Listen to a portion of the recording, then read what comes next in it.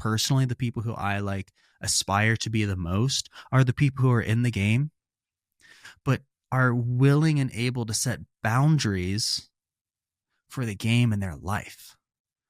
Like they're willing to realize, oh, while I'm young and I'm the healthiest I'm ever going to be, I can do the most things I'm ever able to do physically.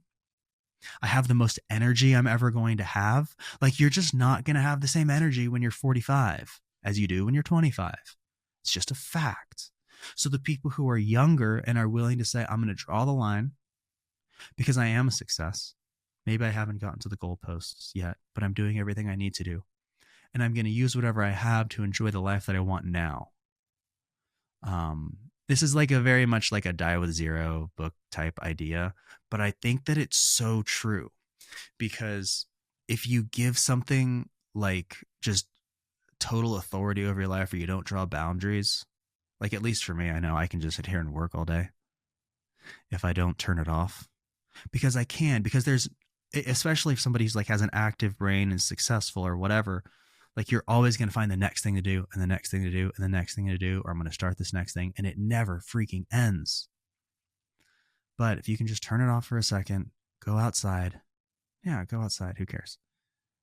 In the middle of the day. Wow. While the market's open. Oh my God. Relax. Reinvest your time in the things you enjoy. You can probably do that forever. You can do that sustainably. How about that? Sustainably. This is what I think about my own business. So like my business, we give advice.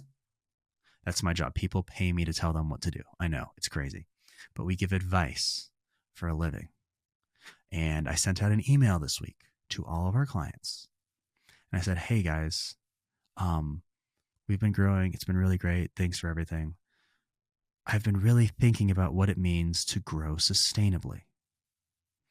And I figured out in our business, to grow sustainably means two things. Again, my business is advice. Two things we have to do. We have to give good advice, okay? And we have to stay in business. That's it. So for me, staying in business means that whatever I'm doing has to be able to scale like basically infinitely. If I'm doing something that I can't do all the time, I don't know, working 80-hour weeks or 7 days a week or wherever you draw the line, I can't work 80 hours a week and scale that infinitely. I just can't. I can't bend over backwards to serve every single person's last need ever at the expense of my best clients. I can't take on 1 million clients a year. It's just impossible.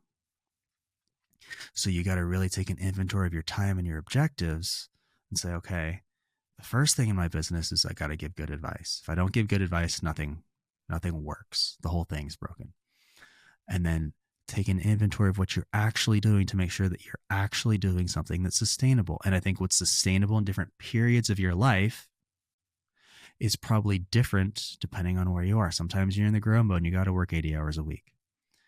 And as long as you know that it's sustainable only for a period, then you can kind of transition eventually to the preserve mode, preserve what I've got, because you can't keep chasing the next thing at the expense of what you've already got.